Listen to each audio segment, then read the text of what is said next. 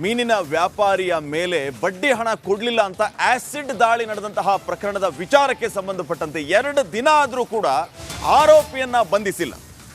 ವ್ಯಾಪಾರಿ ಜುಬೇರ್ ಅಹಮದ್ ಮೇಲೆ ಅರ್ಷದ್ ಗ್ಯಾಂಗ್ ದಾಳಿಯನ್ನ ನಡೆಸಿತ್ತು.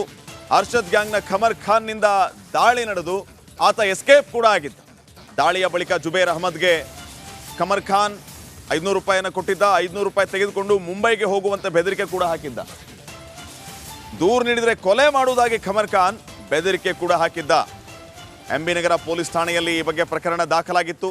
ಆದರೆ ಇನ್ನೂ ಕೂಡ ಆಸಿಡ್ ದಾಳಿ ಪ್ರಕರಣದ ವಿಚಾರಕ್ಕೆ ಸಂಬಂಧಪಟ್ಟಂಗೆ ದಾಳಿ ನಡೆದು 2 ದಿನ ಕಳೆದರೂ ಆರೋಪಿಯ ಬಂಧನ ಯಾಕಿಲ್ಲ ಅನ್ನುವಂತಹ ಪ್ರಶ್ನೆ. ಜುಬೇರ್ ಅಹಮದ್ ಮೇಲೆ ಆಸಿಡ್ ದಾಳಿ ಪ್ರಕರಣ ಮೀಟರ್ ಬಡ್ಡಿ, ಚಕ್ರ ಬಡ್ಡಿಯಿಂದ ಜನರಿಗೆ ತೊಂದರೆ ಆಗ್ತಿರೋದು. ಅರ್ಜೆಂಟಾಗಿ ಜನರು ದುಡ್ಡು ತೆಗೆದುಕೋತಾರೆ, ಆದರೆ ಅದನ್ನು ಮೀಟರ್ ಬಡ್ಡಿ ಮೂಲಕ ವಸೂಲಿ ಮಾಡ್ತಾರೆ. ರಿಪಬ್ಲಿಕ್ ಕನ್ನಡಕ್ಕೆ ಸಂಸದ ಉಮೇಶ್ ಜಾಧವ್ ಹೇಳಿಕೆಯನ್ನು ಕೊಟ್ಟಿದ್ದಾರೆ. ಈ ಮೀಟರ್ ಬಡ್ಡಿ ವಿಚಾರಕ್ಕೆ ಸಂಬಂಧಪಟ್ಟಂಗೆ ರಾಜ್ಯ ಸರ್ಕಾರ ಕೂಡಲೇ ಈ ಬಡ್ಡಿ ವ್ಯವಹಾರ ಏನಿದೆ ಇದಕ್ಕೆ ಬ್ರೇಕ್ ಹಾಕಬೇಕಾಗಿದೆ. ಇಲ್ಲಾಂದ್ರೆ ಈ ರೀತಿ ಆಸಿಡ್ ದಾಳಿ ಪ್ರಕರಣಗಳು ಮತ್ತೊಂದು ಮುಗಿದೊಂದು ನಡೆಯುತ್ತೆ, ಇನ್ನೂ ಹೆಚ್ಚಿನ ಅಪಾಯ ಕಾದಿದೆ ಅನ್ನುವಂತಹ ಮಾತನ್ನ ಹೇಳಿದ.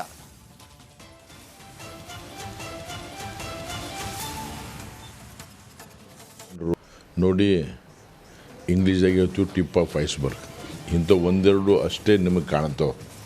ಇವತ್ತು ಚಕ್ರ ಬಡ್ಡಿ ವ್ಯವಹಾರ ಭಾಳ ಜನರು ತೊಂದರೆ ಒಳಗಾಗಿದ್ದಾರೆ.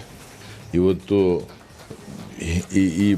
ಈ ಏನಂತಾರೆ ಚಕ್ರ ಬಡ್ಡಿ ತೊಗೊಳ್ಳೋದು ಮತ್ತು ಮೀಟರ್ ಬಡ್ಡಿ ಇದೆಲ್ಲ ದೊಡ್ಡ ಸವಾಲಾಗಿ ಇವತ್ತು ಜನರಿಗೆ ಹುಟ್ಟಿದೆ. ಇವತ್ತು ಅರ್ಜೆಂಟಿಗಾಗಿ ದುಡ್ಡು ತೊಗೊಳ್ತಾರೆ, ಅದರದ್ದು ಮೀಟರ್ ಬಡ್ಡಿ 10%, 3%, 4%, 5%, 50%ವರೆಗೆ ತೊಗೋತಾ ಇದ್ದಾರೆ.